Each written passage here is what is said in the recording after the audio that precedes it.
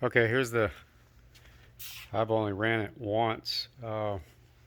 Just to try it out, I hooked it up to a 7,000 watt generator to see if it would actually work.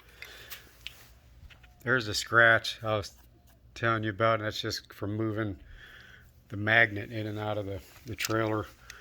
Um, it came equipped me with this cord.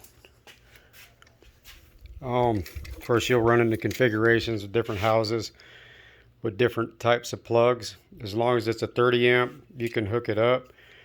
Uh, I ended up retroing it. I put this on there to where I could have extension cords and to be able to use different types of plugs. So I got it set up to where I can use this or this on it. Here's where you hook up your dust containment. There's the 3-inch hose that goes with it that you can hook up to, any dust containment that'll carry it. There's the model number, and I got all the paperwork and everything on it. The blade. Let me see if I can lift this up without. It's pretty heavy. See the diamond blade? It's still got a lot of stuff on it. I only used it once. It's been sitting for quite a while. So that's the shot blaster there. It's a little SB6. It's got a 6-inch pattern. The dust containment actually has an adapter on it for the smaller hoses. And I really didn't want to drag all this stuff out of here to get to the dust containment unless I knew I was going to possibly sell it. But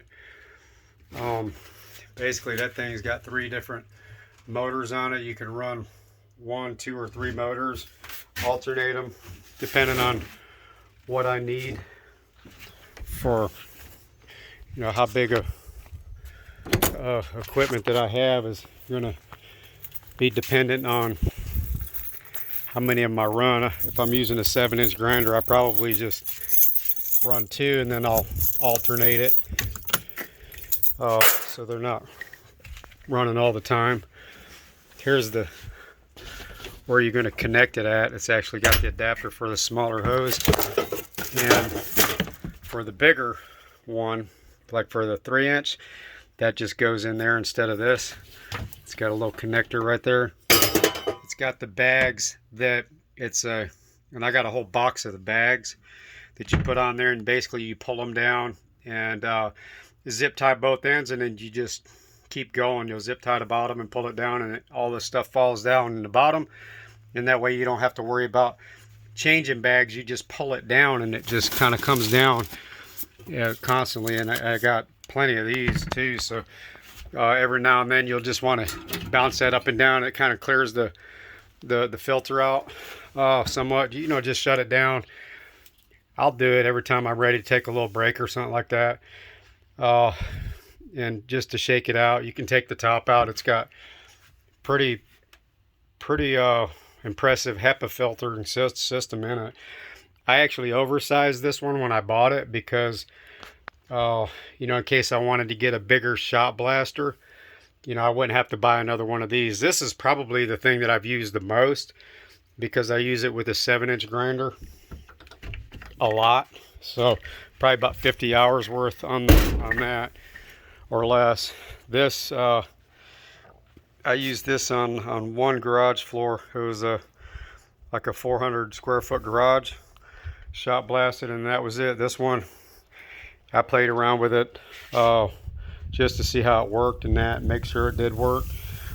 And that was the extent of my use on that. I never did anything else. I do coating inspection work for a living. I was invested in this stuff thinking I was going to get out of it and being able to stay home more, but I wasn't able to round up enough work to offset my financial needs right off the bat. I would have had to do a whole lot of